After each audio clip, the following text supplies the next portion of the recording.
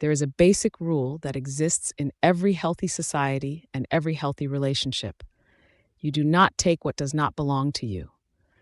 This rule is simple, but the consequences of violating it are profound. When something is taken without permission, the harm is not limited to the loss of an object. It reaches into safety, trust, dignity, and the way people understand their place in a relationship. This video is about that principle. It is about why taking someone else's medication is serious harm, why stealing anything is illegal and morally wrong, and why the person who was stolen from has every right to set firm boundaries without being blamed, minimized, or made to doubt their own reality. This is not a story about punishment or shaming. It is a discussion about responsibility, respect, and the conditions required for trust. To begin, it is important to understand what prescriptions actually are. Prescriptions are not conveniences. They are not optional supports. They are part of a structured medical treatment plan designed by a healthcare professional for one specific person. They are based on that person's body, diagnosis, medical history, and risk profile.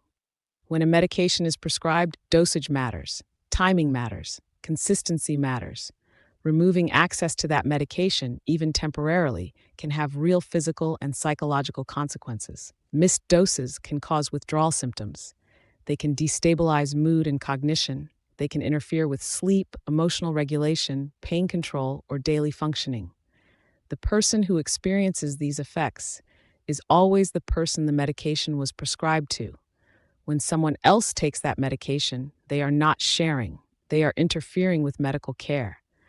That interference carries risk, even if the person who took it does not fully understand the consequences. This is why medication theft is not a small issue. It is a safety issue.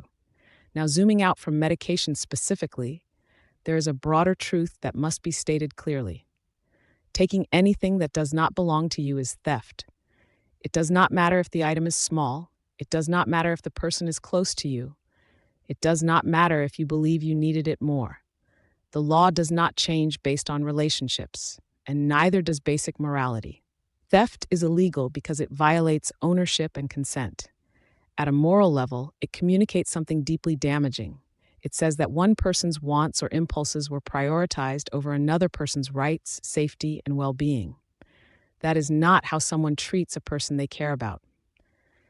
In healthy relationships, respect is demonstrated through restraint.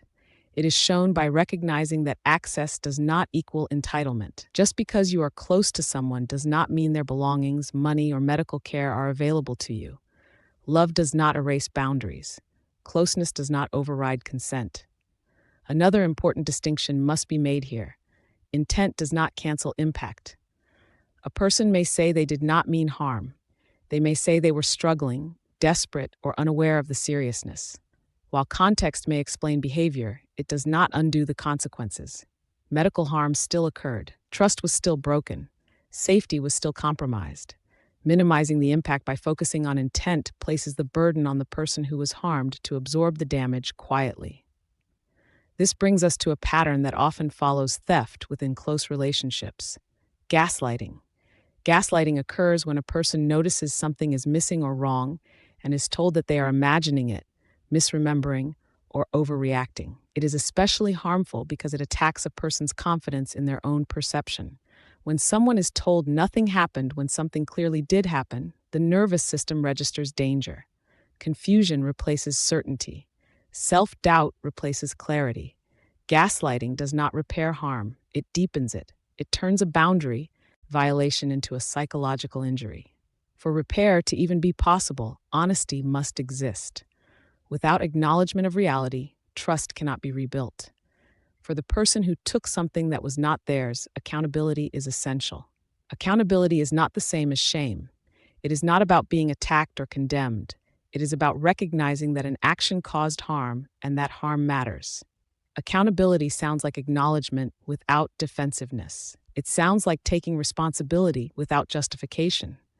It sounds like understanding that repair requires changed behavior, not just words. Accountability means accepting that certain actions permanently alter how safe a relationship feels. Now let us speak directly to the person who was stolen from. If something you needed was taken, you are not overreacting. If your health, stability, or sense of safety was affected, that response is valid. You have the right to notice what is happening. You have the right to name it accurately. You have the right to set boundaries. You are not required to hide your own belongings to prevent someone else from stealing them. Especially when it comes to medication, the expectation should never be secrecy. The expectation should be respect. Needing to hide medication is not a solution. It is a warning sign.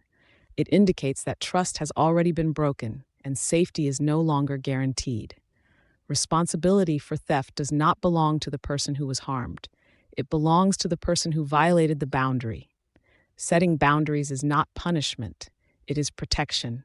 Boundaries clarify what behavior is acceptable and what behavior is not. They are not threats.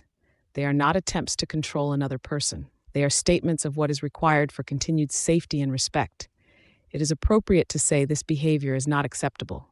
It is appropriate to require change. It is appropriate to protect yourself. When harm comes from someone trusted, the emotional impact often lasts longer than expected. This is known as betrayal trauma. The nervous system struggles to reconcile closeness with harm. Hypervigilance, mistrust, and emotional distress can persist long after the event itself. Healing from this kind of injury takes time. That timeline belongs to the person who was harmed, not the person who caused the harm. True repair requires more than apologies. It requires consistent respect for boundaries. It requires changed behavior over time. It requires acceptance that trust may rebuild slowly or not at all. To be clear, this video is not encouraging punishment or retaliation. It is encouraging responsibility. It is encouraging clarity. It is encouraging respect for medical care, personal property, and human dignity. Stealing is illegal. Stealing is morally wrong. Stealing medication carries added risk and harm. No one is entitled to another person's prescriptions. No one should be gaslit for noticing a violation. No one should be pressured to minimize harm to preserve a relationship. Protecting your prescriptions is not selfish. Setting firm boundaries is not cruelty. Expecting basic respect is not unreasonable. These are the minimum standards for healthy relationships. If this video helps clarify why this issue matters, then it has served its purpose.